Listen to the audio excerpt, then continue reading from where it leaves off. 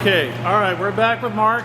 All right, Mark. This is the Verse Event controller. This is the Verse Event. Controller, the event that we looked at outside. The Verse Event is back here with the at the very back, with the honeycomb. Yeah, that's the cooler. That's outside wall is the Verse Event. Okay. It has a manual and auto switch here, and open and close. Okay. This time of year, it needs to be an auto, which it is. So this controller is going to take control of it and open and close it as the temperature requires. Okay. As it warms up, where you get a agreeable low temperature at night, you can set this in manual mode and open the vent up and leave it open. Okay. Until it starts getting cold again. Okay, and so what's the honeycomb for? All right, that's we call it a Carolina cooler. It's an evaporative cooling system. It's a what? An evaporative cooling system. Okay, you call Carolina coolers? Is that something you guys created, or? We took the evaporative cooling system and designed our own. We didn't like the systems they had. This uses a 6-inch medium. It's been a workhorse since about 1981, I believe. Works well. So what happens? Do you have to replace this at any time? Probably about 8 years.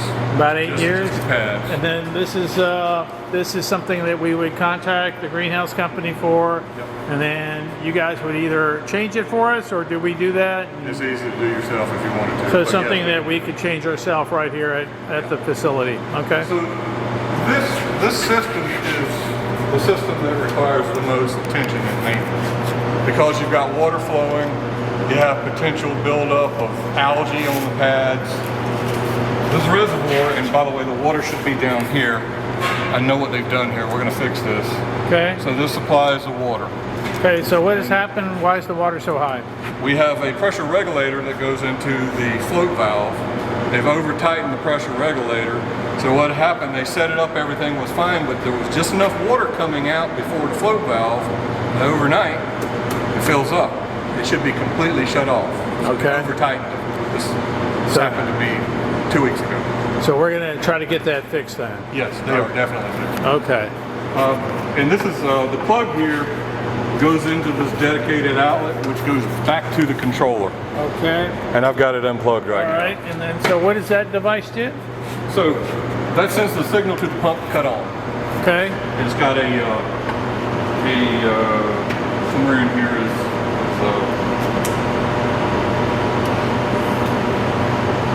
electronic device that cuts off the flow of something.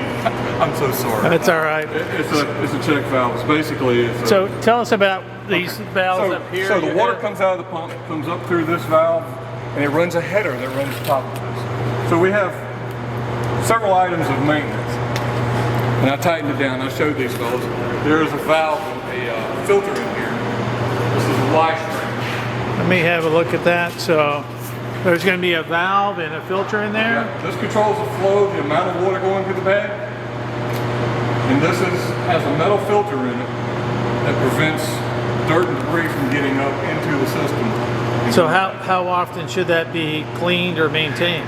For the first month or so of operation when you're using this, I would check this every couple of days just to make sure, because these pads are made with paper and the fiber fluffs off and it'll clog. Okay, so you're going to need a big C wrench there, huh? Big, It probably doesn't need to be that tight. It's got an O-ring in it. Okay. So this is a filter. All right.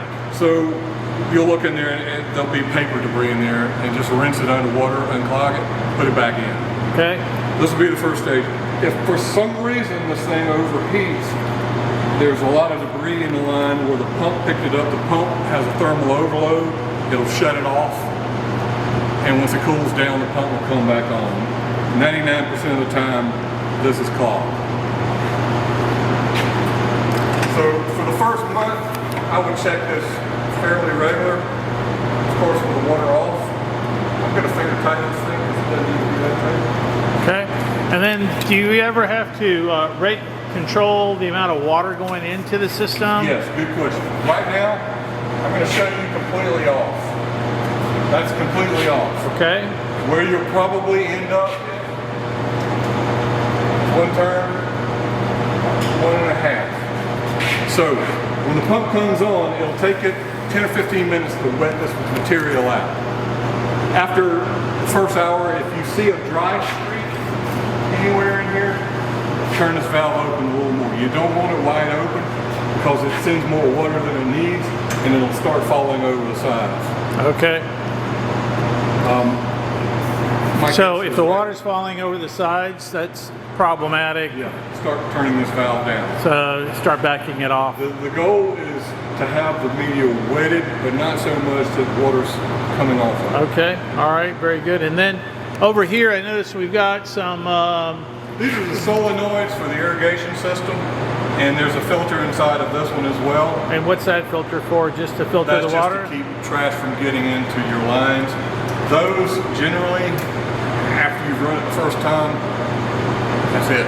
It's not like this system. There's nothing but whatever's coming, the water source is providing is in here. So.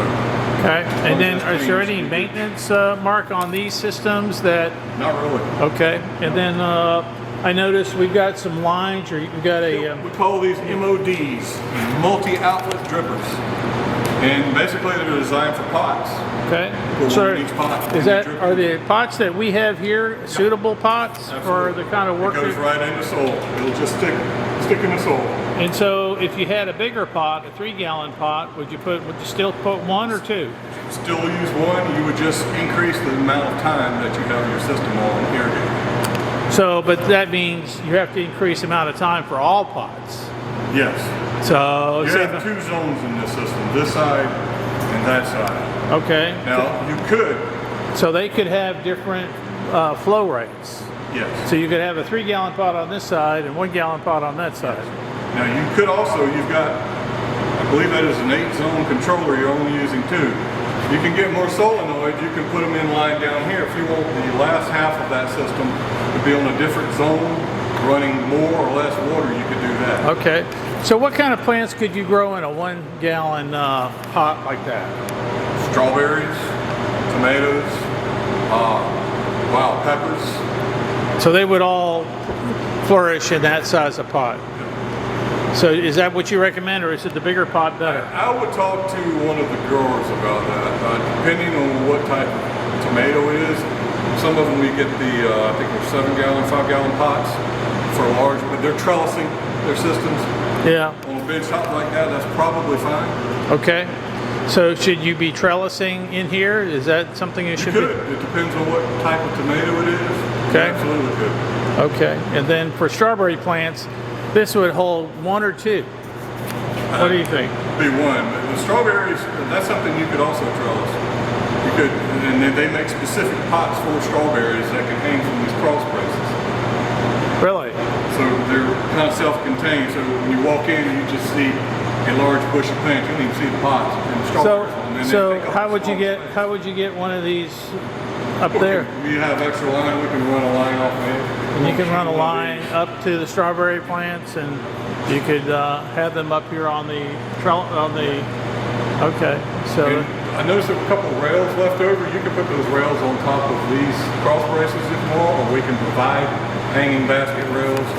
This house is designed to hold a lot of weight. You can put a lot of plants hanging from the floor. okay. So that's something to look for down the road. And you could also, there's another way to do the system for irrigation, depending on what you're growing. If you got a table full of flax, these won't be practical. If you're starting a lot of seed, you typically want a mist system to cover a large area. And that's something we would hang up higher. It comes down from the main line. This table would be up about this high and cover a certain amount of area, depending on what we're trying to cover. We set the edge for it. And that will cover it. Now the only downside to that is the greenhouse will require more maintenance on the floor, because the floor is going to get wet. constantly wet with a mist. Yeah. Okay. So that just means wiping it up or getting the water out. Basic maintenance. Squeegee. One thing I want to show you about the cooler. So this system, this is a header pipe. It runs along the length of this.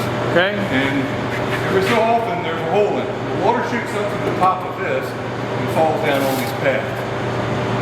As this system gets older, you might start seeing continuous dry streaks on it. And more than likely, it's one of the holes have gotten clogged up with algae or debris. Two ways to look at this. The first is this valve down here. Okay. Opens up with a pump on. And I would put a downturn here and then connect the garden hose to it so when outside.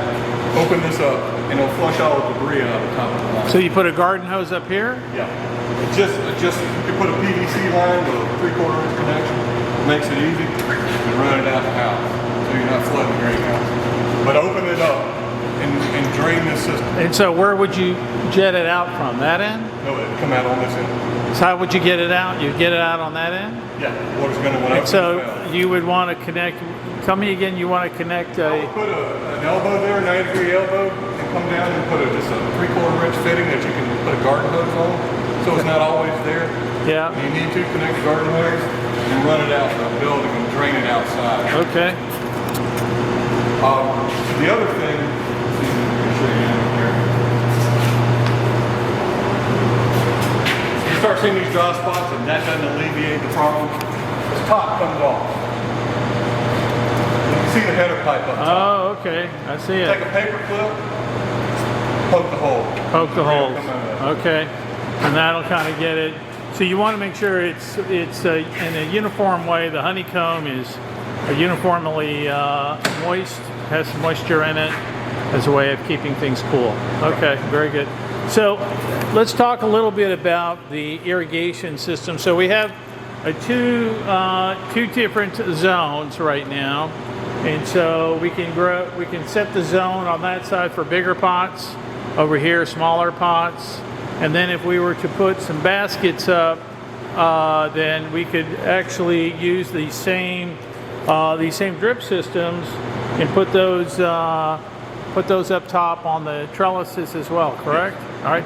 Would We use the same line, or we can put mist heads on them. you put mist heads on them? So is that something that you guys would need to come back and do for us, or is that something we can Yeah, do? we could do that, or depends on how you guys feel about doing that. It's pretty simple, but yes, we can do it. Pretty simple. So what would you do? You would just simply take this top off here and then replace it with a Yeah, we mister? would run, you've got enough line over there still, we would run, depending on how many zones you wanted, run a line down the length of the house.